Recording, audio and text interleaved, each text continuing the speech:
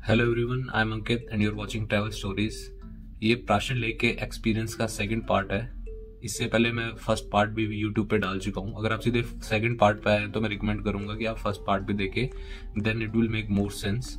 और अगर आप फर्स्ट पार्ट देख आए हैं तो चलो आगे की कहानी शुरू करते हैं।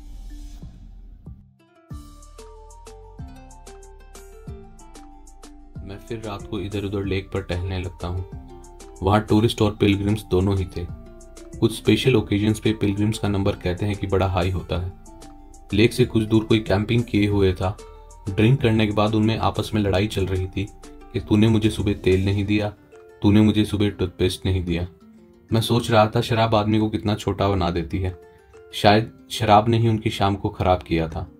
अब रात को अकेले दूर रास्तों पर जाते हुए डर भी लग रहा था, क्योंकि आगे पीछे मुझे कोई भी नहीं दिखाई दे रहा था।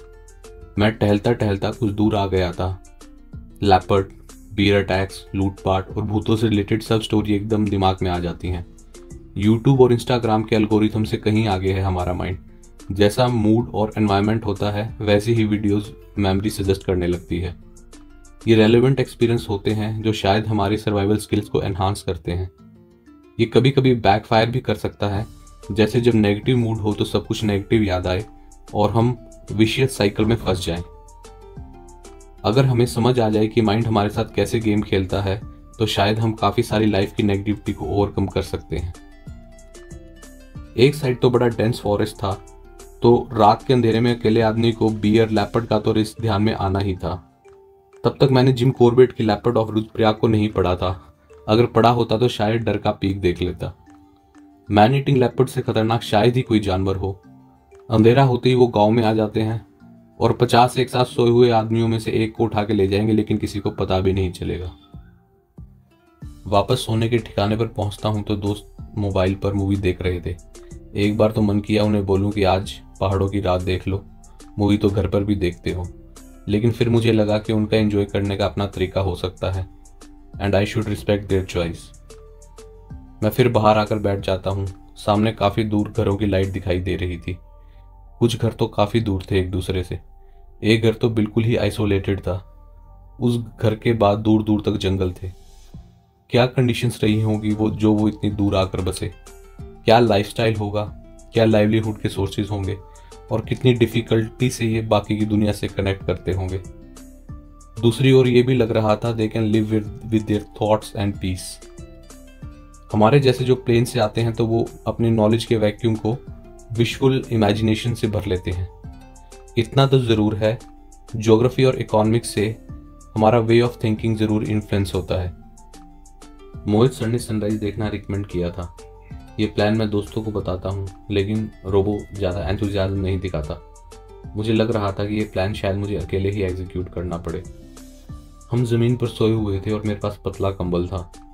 रात को ज़्यादा ठंड हो जाती है, 4-5 डिग्री टेम्परेचर रहा होगा।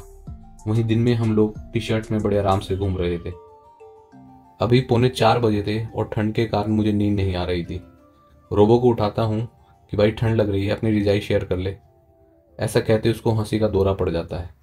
लाइट ऑन करता हूँ तो पता लगता है कि मेरे हिस्से के भी कंबल वो ओढ़े हुए था। तभी मुझे मेरे बिस्तर के पास कुछ हिलता हुआ दिखाई देता है। कंबल हटाता हूँ तो एक इतनी बड़ी मकड़ी थी जितनी बड़ी मैंने कभी लाइफ में नहीं देखी थी। उसे देखकर तो हम तीनों की ही नींद खुल जाती है। सनराइज का टाइम होने वाला था तो हम लोग स्पाइडर को बुलाकर जल्दी जल्दी सनराइज देखने के लिए निकल पड़ते हैं। मैं फोन को टाइम लैप्स पे लगा देता हूँ और चुपचाप बैठ जाता हूँ। इतनी ठंडी हवा चल रही थी कि ऐसा लग रहा था कि आज तो मेरी बर्फ ही जम जाएगी, लेकिन सनराइज को देखने की काफी एक्साइटमेंट भी थी। कुछ देर वेट करने के बाद थोड़ा सा सूरज दिखाई देता है और फिर वो इतनी स्पीड से बाहर आता है कि हम लोगों ने ऐसा एक्सपेक्ट ही नहीं किया था। सूरज काफी बड़ा था और एकदम लाल था। आसमान में डिफरेंट शेड्स बन रहे थे। इतने कलर्स किसी पेंटर्स को तो बनाने बहुत मुश्किल हो। एक कलर से दूसरे कलर तक बड़ा स्मूथ ट्रांजिशन था। फिर आसपास की माउंटेन रेंज भी दिखाई देती हैं। मैं माउंटेन रेंज के बनाए सेमी सर्कल के बीच में खड़ा था and I felt how small I am in the grand scheme of universe. मैं लेक के चारों तरफ के माउंटेन रिज पर घूमकर देखता हूँ।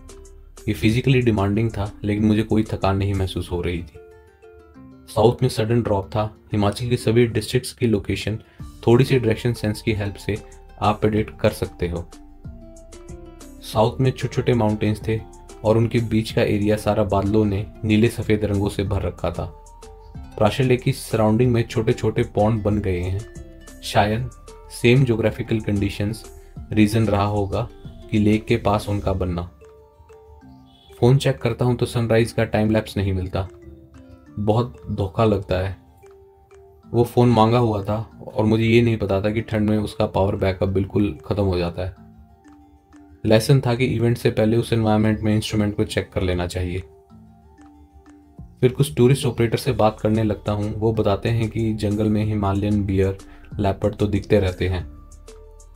इसका मतलब मेरा रात को अकेले घूमते हुए जो फियर्स थे वो अनफाउंडेड नहीं थे। प्राशर फॉरेस्ट एरिया को वो बताते हैं कि काफ़ी ज़्यादा डेंस है। कुछ चरवाहे ही हैं जो इस सारे जंगल को जानते हैं।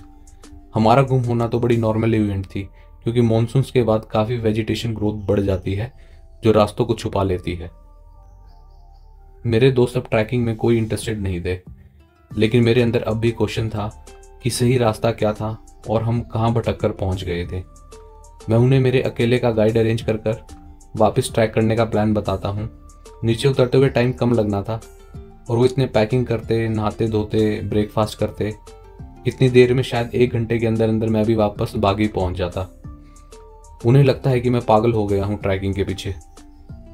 मुझे मेरा पागलपन ठीक लग रहा था, क्योंकि मैं जानता था unanswered questions and incomplete task ज़्यादा साइकोलॉजिकली ट्रबलिंग होते हैं। लेकिन उस दिन वो ट्रैक मेरी डेस्टिनी में था ही नहीं। सब जगह घूमने के बाद भी मुझे कोई गाइड नहीं मिलता या फिर कोई लोकल वापस जाने वाला नहीं मिलता। जहाँ सड़क पहुंच जाती है फिर वहाँ कोई कोई ही पैदल चलना पसंद करता है। उन कोई कोई में से भी उस दिन मुझे कोई नहीं मिलता।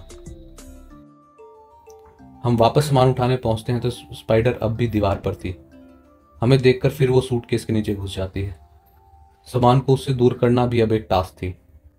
ये तो उसकी दया थी कि रात को उसने मुझे इतनी नज़दीक होने के बावजूद भी बाइट नहीं किया। लोकल से पूछता हूँ उसके बारे में तो वो उसे नॉन वैनमस बताते हैं, लेकिन मोस्टली स्पाइडर्स वैनमस होती हैं, ये तो मैं जानता था। ऐसा भी हो सकता है कि locals were trying to downplay the incident या उनको नॉलेज ना हो। आपको स्पाइडर के बारे में कुछ पता हो तो कमेंट्स में ज़रूर बताना। प्राशर लेक ने मुझे जाते ही रियलाइज करवा दिया था कि दुनिया जितनी हम जानते हैं उससे कहीं ज़्यादा है, और इस फीलिंग को मैं लाइफ में दोबारा रियलाइज कर सकूं उसके लिए मुझे नेक्स्ट टाइम ट्रैक पूरा करने का टारगेट भी दे दिया जाता है। इसलिए एक व्लॉग उस ट्रैक को पूरा करते हुए लाइफ में अभी आना बाकी है। अगर आपको ये ट्रैवल स्टोरी पसंद आई हो और ऐसी और ट्रैवल स्टोरी सुनना चाहते हो तो चैनल को सब्सक्राइब करें। अगर आप पहले से सब्सक्राइब्ड हैं तो बेल आइकन को प्रेस करें, जिससे सभी वीडियोस की नोटिफिकेशन आपको मिले।